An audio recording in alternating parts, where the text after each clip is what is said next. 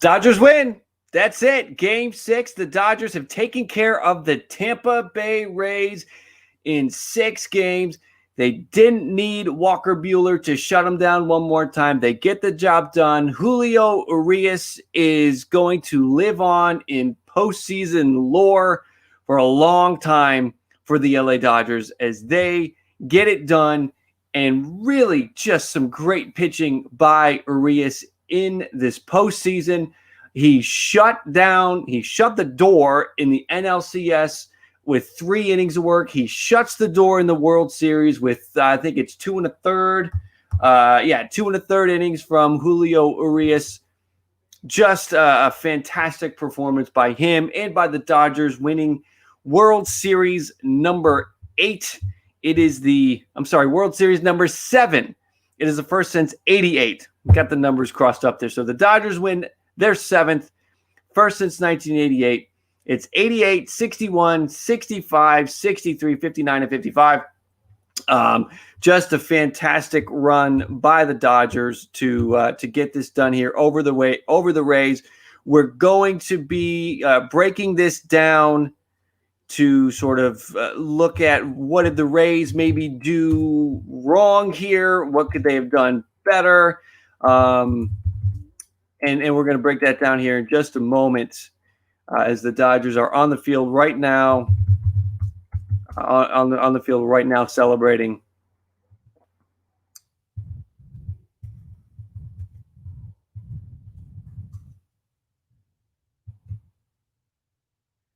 All right, so let's dive into this. What are we doing?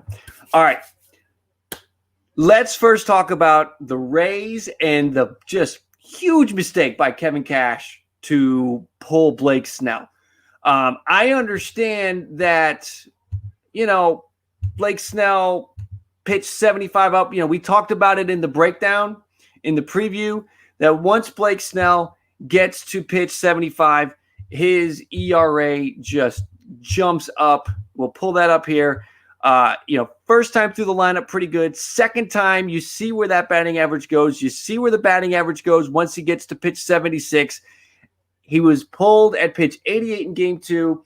He's pulled at pitch 73 in game 6 after he gives up a pretty hard single to Will Smith. So Cash jumps and goes to the bullpen. Obviously had more faith in the bullpen than he did Blake Snell at that point.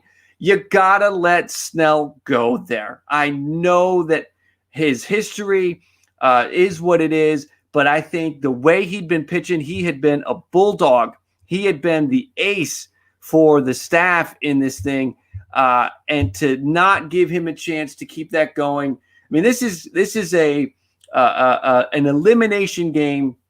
Some of the stuff you got to throw out the window. And when he was just dealing, you felt, I'm sure the Dodgers felt they didn't have a chance against Blake Snell. They were probably waiting for that pitch count to get higher and higher. And, could he have kept going?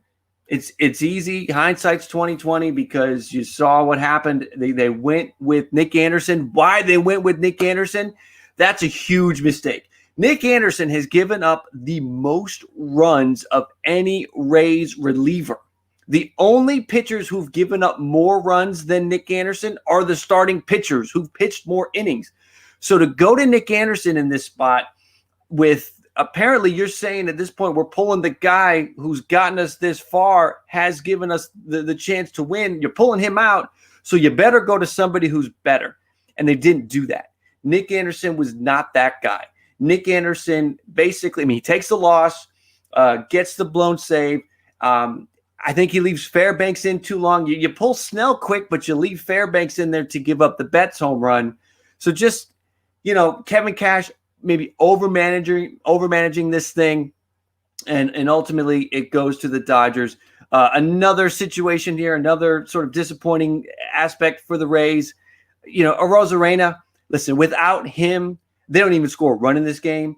The problem with the Rays offense, it really showed up here, is that it's Arozarena, and then you better hope a couple other guys in the lineup are hot, because if they're not, you're toast.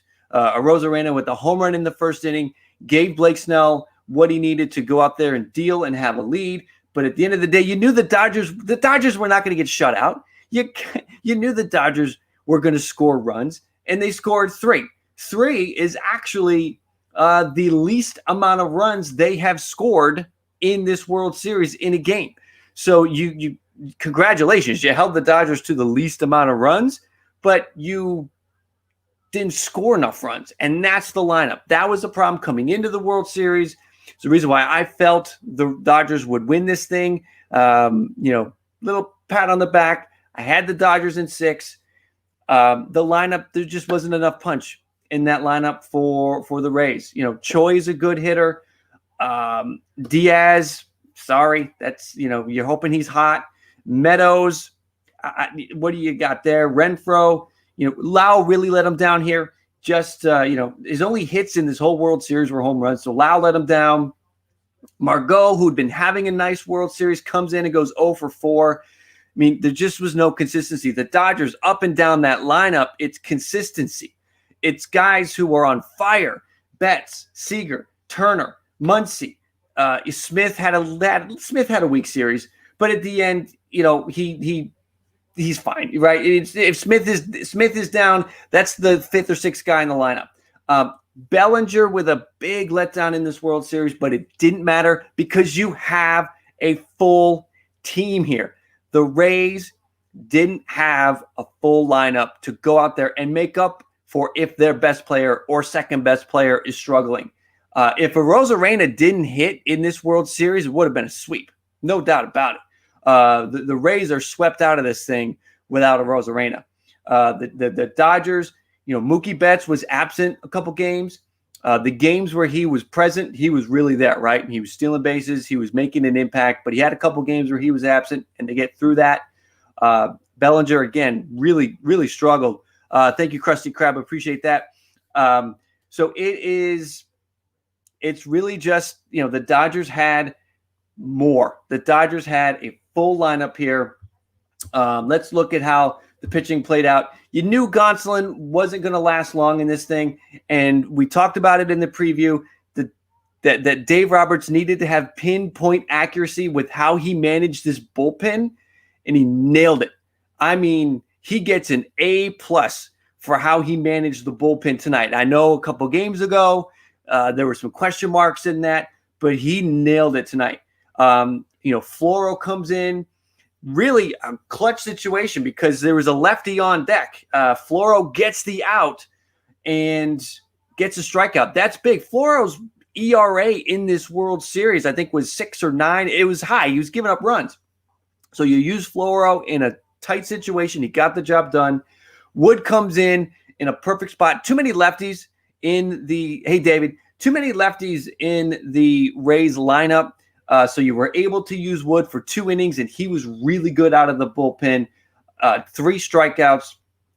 Baez comes in, pitched well. Gonzalez was great in the World Series. I really love, and you love his emotion too. He's just so pumped up when he gets that strikeout in the 7th inning. I think it was. You just knew, you saw his emotion, and I feel like that just fueled the Dodgers from that moment. They're looking at Gonzalez and that emotion and that heart, and they're like, we got this. We're going to go get this. And they did. Gonzalez was great. Graterol, when he was out there, didn't allow a run in the World Series, so he was great. And then Urias shuts the door. Unfortunately, Urias didn't do enough for a long amount of time in the NLCS or the World Series to win an MVP. But, man, Urias was just amazing. And if you could have sort of a second place MVP, it would be Urias, and how he pitched out of the bullpen, again, closing the door in the NLCS, closing the door for the World Series, and just getting the job done. Loved how Julio Urias pitched in this one, against righties, against lefties. He was just tough.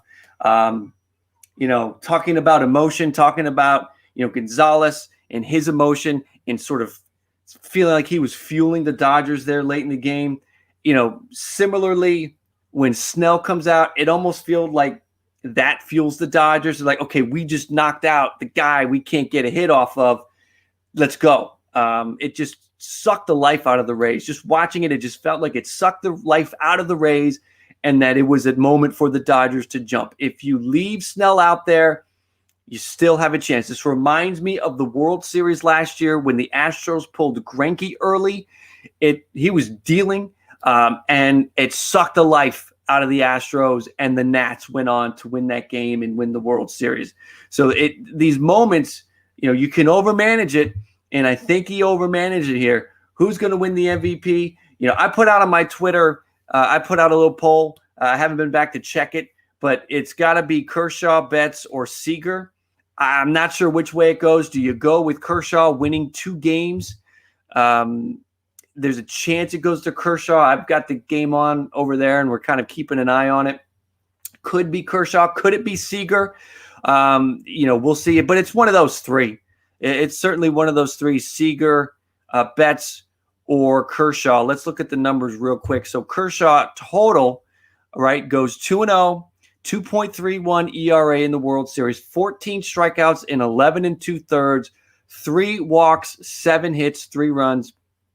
Pretty good. Kershaw, last year they gave it to Strasburg.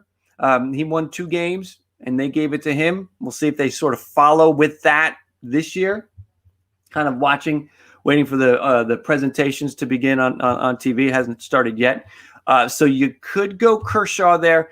I also think you could go, again, Seager or Betts.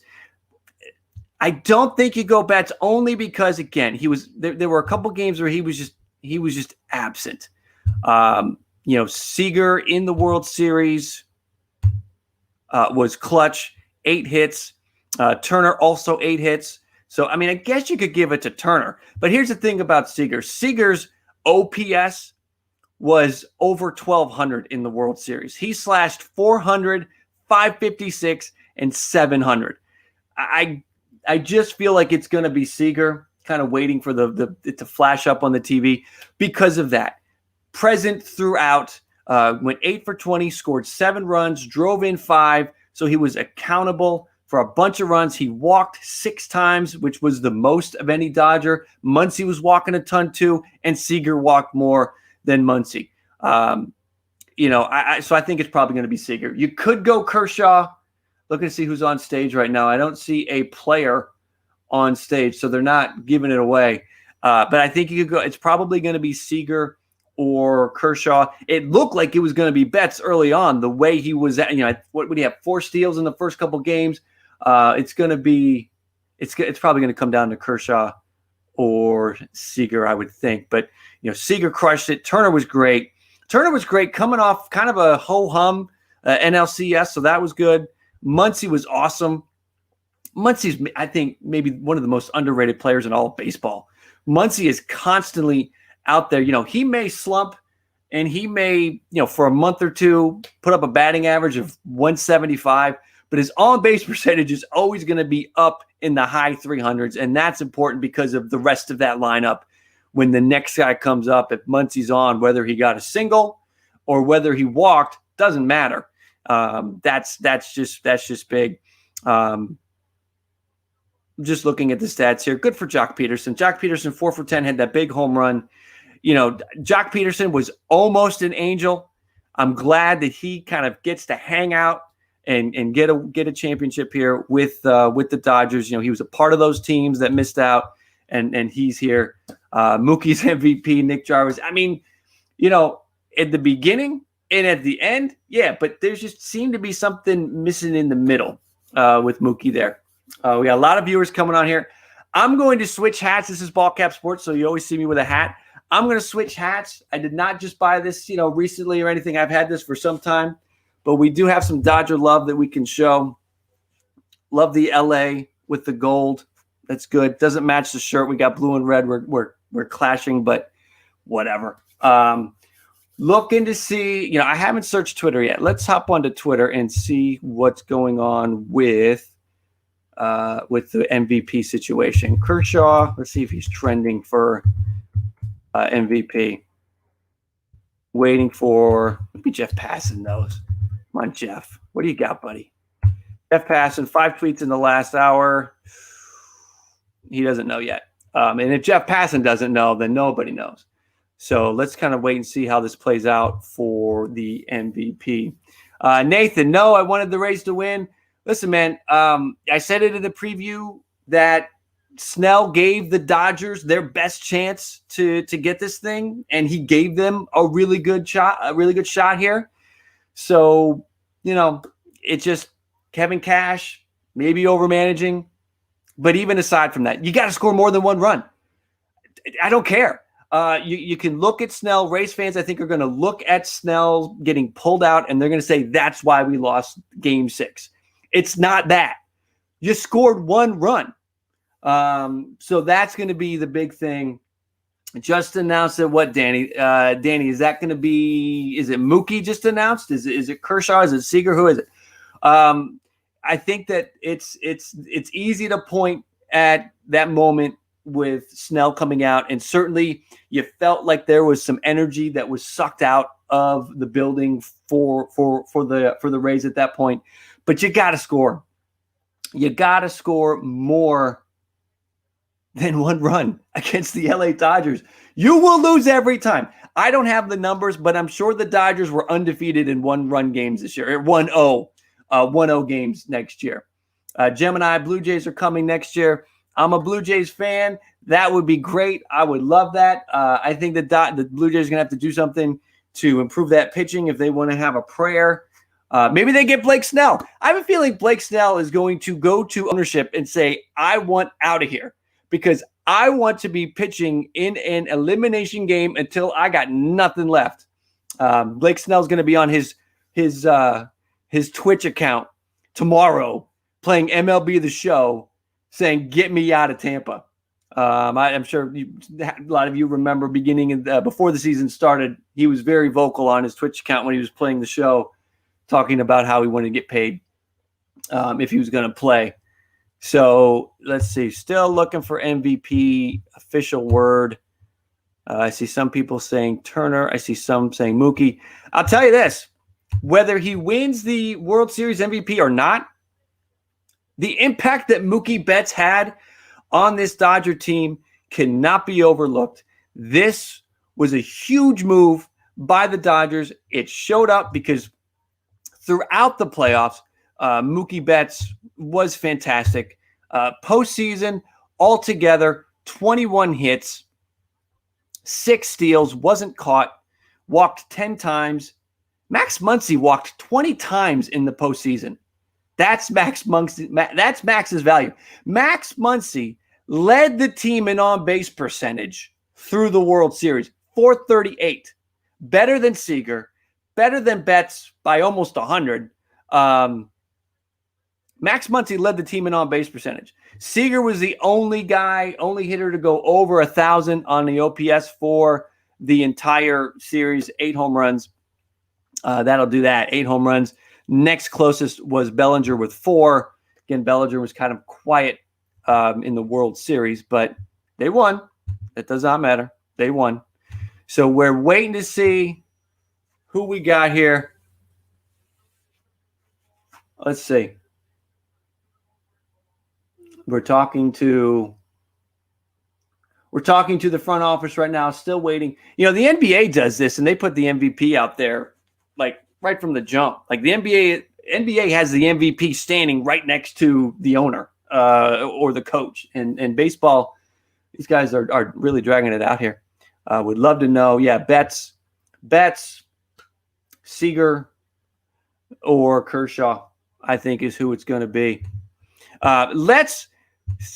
Dodgers fans, you got to give some respect to what Randy Arozarena did in the World Series, in the playoffs. I mean, 10 home runs, 29 hits.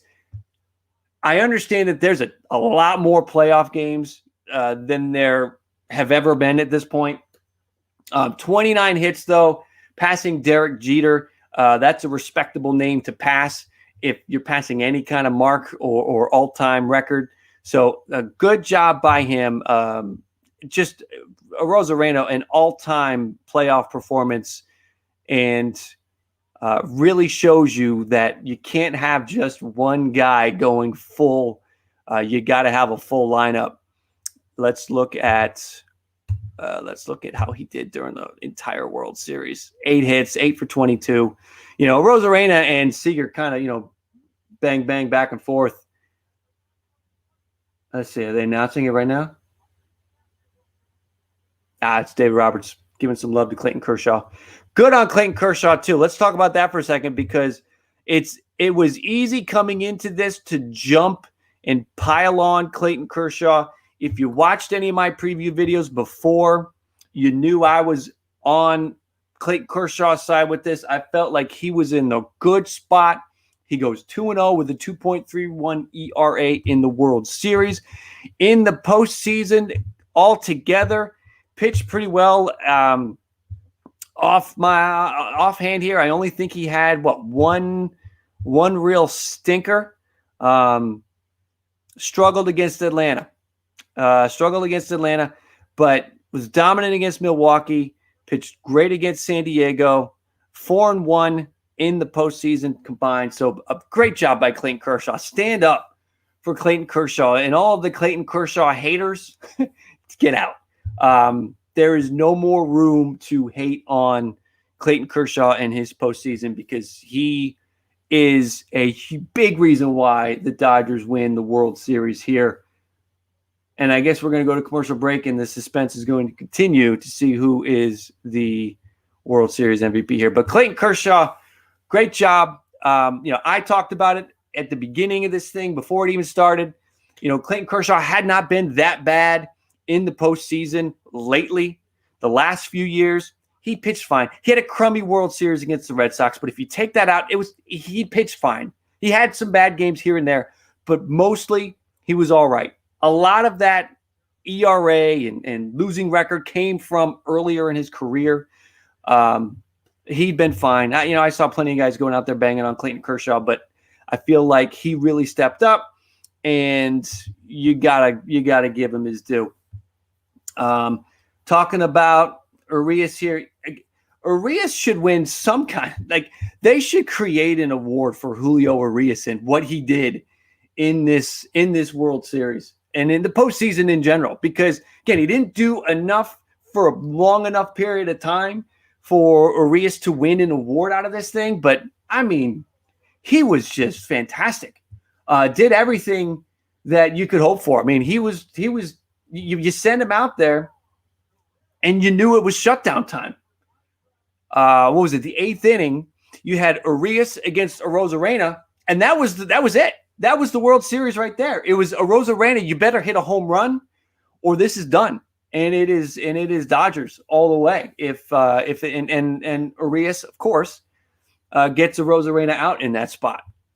So it is just a great one here for the Dodgers, for Arozarena, for Kershaw, and but we're gonna have to wait and see here. Wait a little bit longer to see who gets the MVP out of this thing.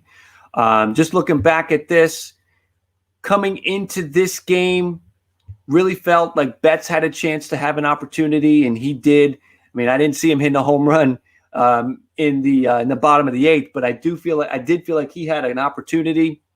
He was somebody to watch. If you caught the Game 6 preview earlier, you saw that. And for the out of Lau and Margot, they needed Willy Adames to get a hit. If you're a Rays fan, I don't know if there's any Rays fans in here at this point, but I mean, how's Willy Adames make you feel? Listen, it's great to be a good teammate, in the dugout and in the locker room. That's super. But you know what's even better? To be a good teammate between the lines. Get a hit, man. He really let it down, and we have the MVP. He's out there standing with his new Chevy truck. It is Corey Seager taking the World Series MVP. Well-deserved. I think they could have gone Kershaw or Seager. Would have been cool if they did a dual thing. They don't do that anymore. Maybe that wouldn't be cool. But it's gonna go to Corey Seager, and I'm good with that. again, I'd be good either way, whether you went with Kershaw or Seager. But a good job there by Corey Seager was just fantastic. Again, we'll kind of look. We'll reiterate his numbers in the World Series because he was fantastic in the World Series. Corey Seager, I'm pulling the numbers up. Apologize. I'm trying to talk while I'm working here. The OPS over 1,200, highest OPS on the team. 8 for 20, 7 runs scored, 2 home runs hit, 5 RBI, 6 walks, led the team with walks, had the steal, a 400, 556, 700 slash line. He was unbelievable. And he wasn't just unbelievable in the World Series, throughout the postseason, an OPS over 1,100 for the Dodgers, 8 home runs, 20 RBI, 11 walks, 20 runs scored through the postseason. So he was well-deserving throughout, and he gets the World Series MVP, which he should. That was just a great World Series, just a great World Series by him. Look at his game logs.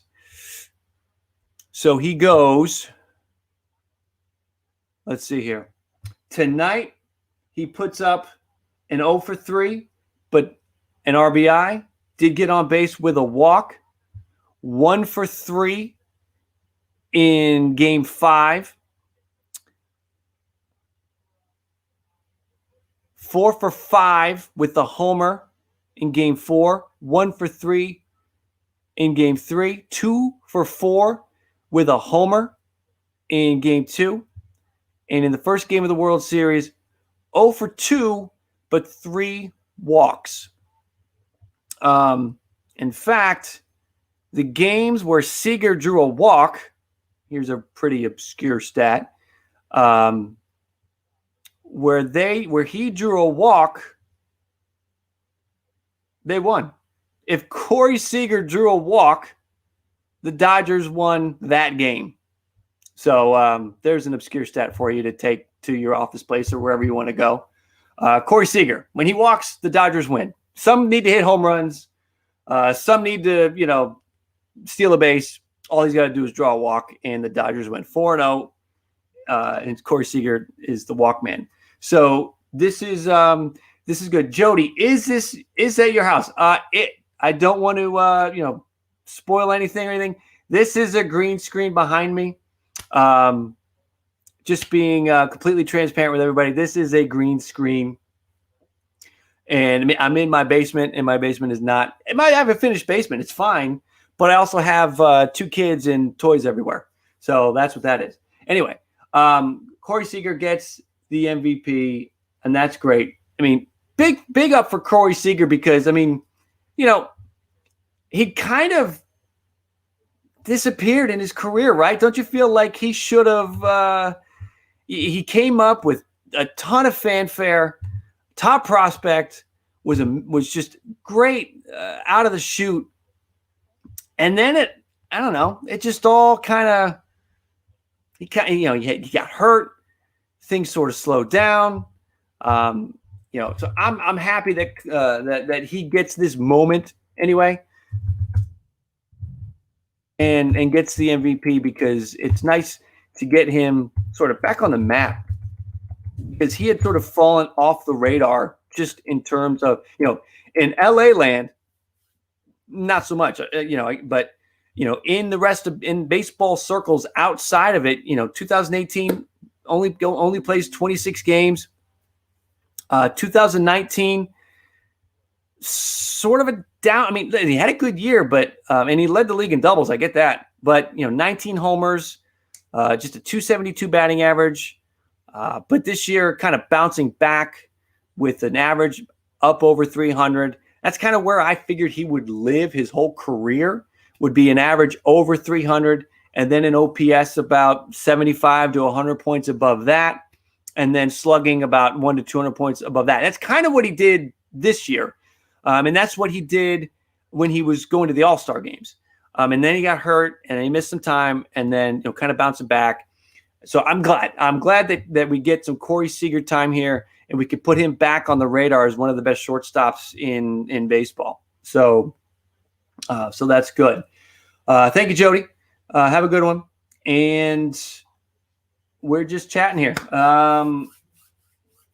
Another thing that I wanted to mention. This is big by the Dodgers, right?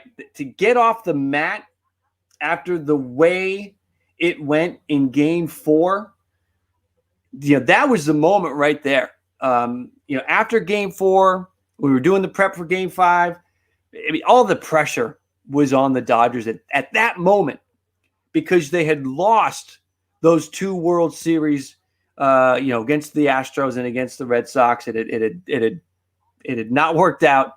And you're looking at a situation where you're like, oh, man, here we go again. That's so fluky to have 2 errors in the same play that give you the game. I mean, the runner, Arozarena, stumbles, so they're giving you, right? So that is sort of a situation where you're like, okay, Dodgers, it's just not going to happen for you. The baseball gods don't want you to win. But to bounce back and get a 4-2 win and then a 3-1 win, that was big. Zachary Brown, Braves get Soroka back. It's over. I will say this. The Braves, if we want to talk about 2021 for a second, the Braves are going to be tough with Soroka back and Fried. If Anderson is like that, if what we got from Anderson during the regular season and during the postseason is what he's going to be, Ian Anderson is the truth, and that's going to be tough. Here's the good news for the Dodgers: they're on the other side of the country. They don't have to face Ian Anderson all year long. Ian Anderson going to beat up on everybody else. The Dodgers would only have to maybe face Ian Anderson a couple times a year in the playoffs, and try to figure him out then. Ian Anderson is the truth. I don't buy the Kyle Wright situation. Maybe there's something there, but over his career, I'm just not buying the Kyle Wright thing. But if you have a Soroka and if you have Fried and if you have Anderson, those 3, Kyle Wright can be fine at the 4 or 5 spot in that rotation. And then, they were supposed to have Hamels and King Felix in the mix too, and that didn't work out. So, the Braves will figure it out. They got to get Ozuna back. They need that pop. They need that for sure, because what you've seen here in this World Series, you have to have good pitching. You also have to have an incredible offense, because that's where we're at right now in baseball. You got to have both. You can't have one. Tampa had good pitching. They did not have good hitting. And this is as far as you're going to get. You're going to get to a 6-game series if you don't have the hitting to match the pitching. The Dodgers hit the most home runs during the regular season, and they had the best team ERA. Boom. Coming into this World Series, they had tied the Rays for the best postseason ERA. So they were still pitching that well. And that's even with the Braves throwing 4 shutouts. Zachary, I see you, man. I've done the Braves research. So the Dodgers pitching and the Dodgers hitting was incredible, and that's how you got to do it. And that's what it's going to be. Teams are going to have to do that. They're going to have to stack up.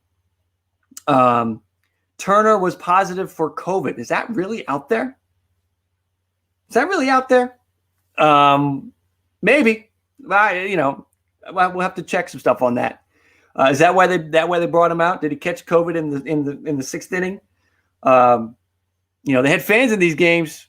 Who knows? Maybe he was signing some autographs. Austin Riley is autistic, dude. Come on now, chill out. Austin Riley's all right. I don't think he's what you need at third base. Turner tested positive. When did they test him? Did he get one of those rapid tests? Did he get one of those 15-minute rapid tests? Justin Turner. I mean, how often Justin Turner pulled? This is on TMZ 5 minutes ago. Justin Turner positive COVID test. No kidding. Pulled in the 8th inning. What's up with that? How's that happen? I mean, are they testing guys in the middle of these games? How does that even happen? Can somebody explain that to me? How does somebody test positive in the middle of a baseball game? I mean, are they coming in, over the exchange and shoving swabs up people's nose? That would be a terrible way to play a baseball game, by the way. I mean, I'm not even kidding. Yeah, you get it. Hey, quick switch. Hey, before you put your glove on and go back to your base, jab. I mean, that's incredible. Really, testing positive for COVID in the 8th inning of the World Series. So does he not get to celebrate now? He's got to go socially distance. This is hysterical.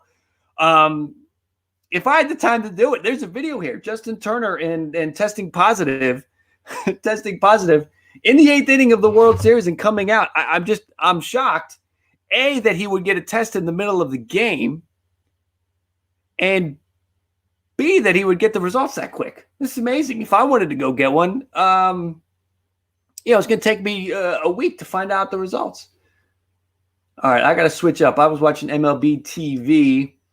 I lost the feed. I lost my broadcast, so I have to switch back over to YouTube TV to catch the postgame. By the way, if you're a sports fan and you don't have YouTube TV, you're missing out. This thing's amazing. YouTube TV for sports fans is just, they can keep jacking up the cost. I'll keep paying it because for sports fans, it's incredible. Zach, you there? I see you. Do you think they're going to go get Trevor Bauer? Trevor Bauer is, to anybody still watching out there, I am going to have a top 10 free agent video coming up very soon. It's all sort of it's basically done, but I want to get some information on where guys might go. And of course, Trevor Bauer is going to be on that list because, he's one of the top 3-4 free agents in this whole thing. Snippy, don't have YouTube TV here. Sorry, buddy. If it ever gets to you, get on that. That's a good thing. Trevor Bauer is going to be an interesting move. Does he maybe go try to pile on with the Dodgers and just stack that team more? Does he go somewhere that they need him to get over the hump? That'll be interesting to kind of see where Trevor Bauer goes. I'm not sure yet. There isn't really a lot of anything out on Trevor Bauer yet where he might go. What's important is, what's going to happen in LA. I got to think, what are they going to do with their squad heading forward? In terms of the team, I think most of them are coming back. I haven't done a full look. Let me look at my stuff here. We've got a Justin Turner situation. He is a free agent. We got to see if he comes back. I have him as my ranked 13th and my top 25 of free agents for this upcoming offseason. Again, keep an eye on the channel. That'll be up soon. You won't get to we're only doing top 10 for the video, but I have him 13th. So they have to make a decision there, and that's really the biggest decision they have is Justin Turner, and you got to wonder if they're just going to roll with Rios, let that happen, or do they go out and get somebody? You've got, Didi's a free agent, Marcus Simeon's a free agent. Could either of them slide over? Do they bring Turner back? I got to think Turner would be interested in coming back on a 1-year deal. You've got, I think. Listen, if the Dodgers are smart, the one piece from this year's team for next year that is, on the block, could be out there, it's Justin Turner. He's the big one. And I think they probably bring him back. It would just make all the sense in the world to do sort of a 1-year deal with him. Maybe a 1-year deal with a mutual option, something like that. But most of these Dodgers are going to be back next year. There's no. This team is. I guess the scary thing is how young they are. Outside of Clayton Kershaw, they're pretty young. You got the rest of that rotation with Buehler and May and Gonsolin and Urias. Next year the rotation is going to be Kershaw, Buehler, Urias, May, and Gonsolin. And to anybody who's on here thinking Gonsolin's garbage, he kind of was garbage in the World Series, but it's really not who he is. He's got a winning record over his career. He's got an ERA in the 2s for his career. So Gonsolin's good. He just needs to now get it back, get back in the regular season, get it back, get some some mojo going. Will Smith is young. I know Muncy isn't that young, but you got Muncy and Bellinger. Lux wasn't even a part of this. Gavin Lux is the truth, and he wasn't even here. He wasn't even a part of it. You got Betts locked up forever. I think if there's a situation where they do decide to move on from Justin Turner, it's to make room for Gavin Lux, and that may be really the one change here. You need two left fielders because Jock can't play against lefties, can't hit against lefties. So, you got a Pollock and Peterson or somebody in Peterson situation. I actually think Jock's a free agent. We'll see where he lands. Then you got Bellinger. So ultimately, the one situation is Turner. And again, you could let him go and make room for Lux. Personally, I think they should. If the Dodgers do anything, I think it's okay. Apparently, Turner's got COVID anyway. So, off you go. And we're going to make some room for Gavin Lux because they need to get Gavin Lux. They need to get Gavin Lux up. He's good, and they need that. Gavin Lux would be an upgrade in this situation. So Dodgers could lose a lot of relievers. Focus on extending with the bullpen first. Yeah, you got to take care of that bullpen. I think they probably could, the bullpen was so deep that I feel like, who do you want to have? Who do you need to have? Probably Gonzalez. You could probably move on from Kelly. Again, May and Arias and Gonsolin are going to be in the rotation. Woods a little older. Trinan is Trinan, right? He's either great or he's garbage. And you don't know which way Jansen's going in his career. So the bullpen probably gets some attention. But if that's what you're paying, if you're in a situation where you got your team, it's the bullpen that you got to worry about. If that's the one, teams that only need to focus on one thing in the postseason, it's an envious position. As a Toronto Blue Jays fan, I would love to only have to focus on the bullpen. A lot of teams need to focus on a lot of things. They need to focus on their infielder. They need to focus on the starting pitching, or they need to focus on, hiring a manager and then a new philosophy. All the Dodgers really need to do is potentially look at the bullpen, and that's it. And if that's your one focus, you just focus in on that, and the rest of it is pretty much set. Again, I think you can move on from Turner, and you'd be good with Gavin Lux. They're interviewing. A-Rod is interviewing Mookie Betts right now. That is what that is. Anyway, Turner can finally shave. Yep, and I can finally shave too. I think my measly version of a playoff beard is going to go. We'll see. So, Kolarek, yep, Kolarek for sure. That's the thing. Some of these, these one-inning guys, these specialist guys, you really don't have, lefty specialists anymore, but you got guys that you bring in for a lefty to either finish up an inning, or you hope that or you expect for them to be tough on righties as well. I think that you can find that. There'll be a bunch of that. And you come in with your philosophy. A lot of the Rays bullpen guys, some of them were washouts before. And they come in here, John Curtis, for example, kind of a washout, comes in, it's a philosophy. It's the pitching coach. It's how they focus, what pitches to use, what approaches to take, the research. So the bullpen, they'll be good. Snippy, yep, we did talk about that earlier. Turner tested positive. I'm still amazed that Turner can be out there, test positive in the middle of a game.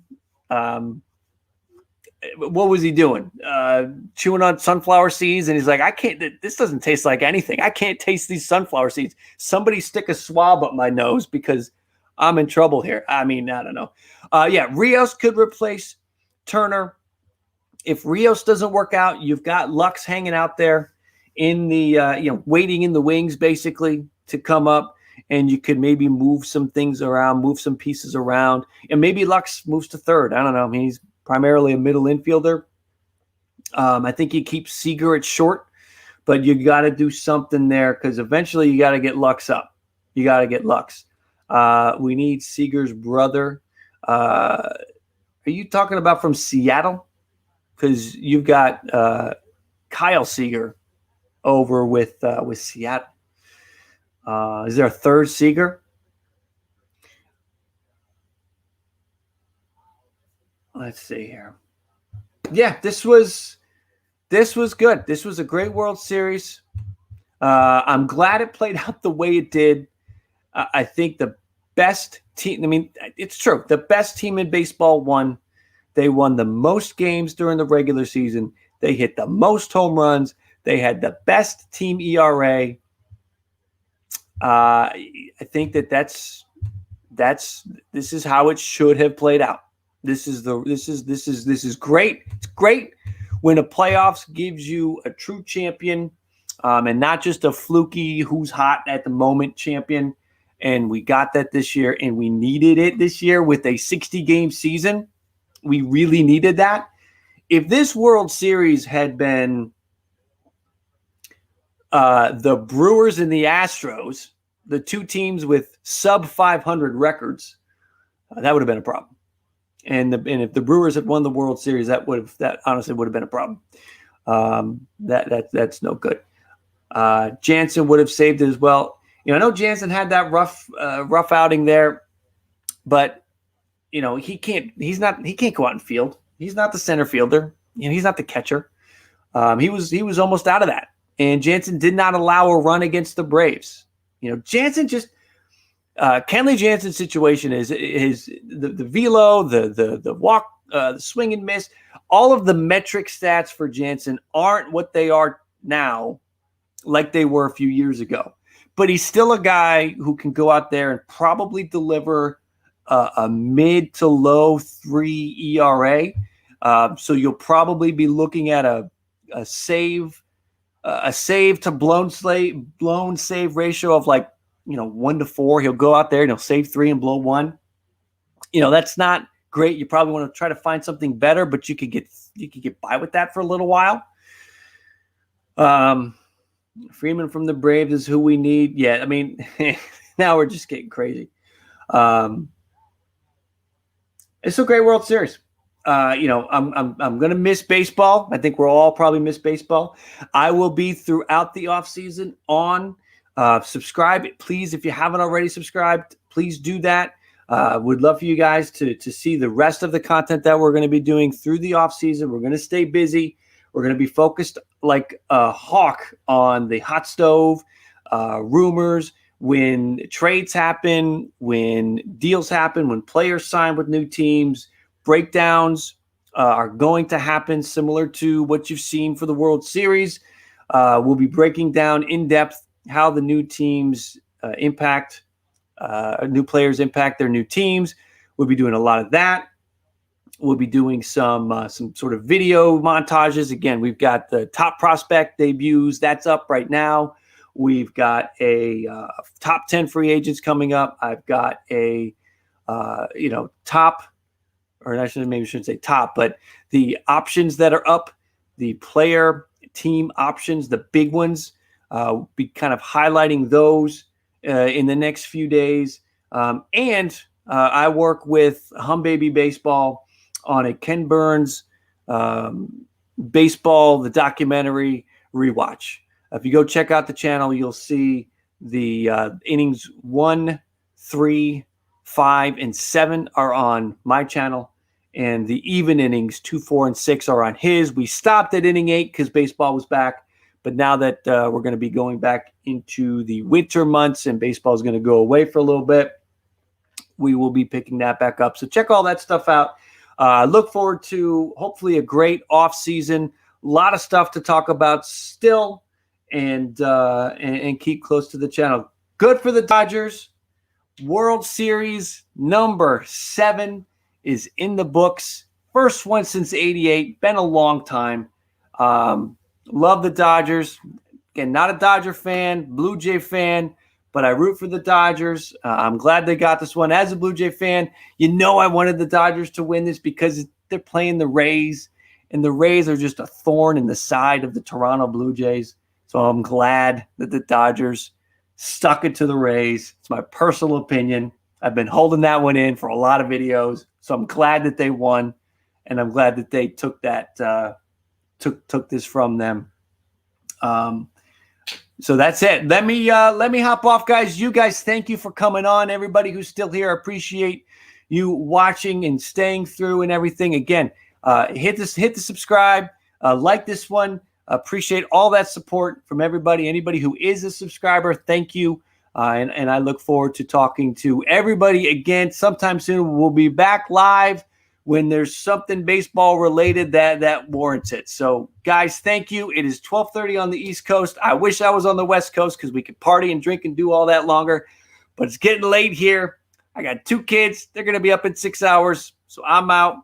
Everybody, thank you very much. Go Dodgers. World Series champs 2020. And I look forward to talking to you guys throughout the offseason and can't wait for the 2021 season. See you guys.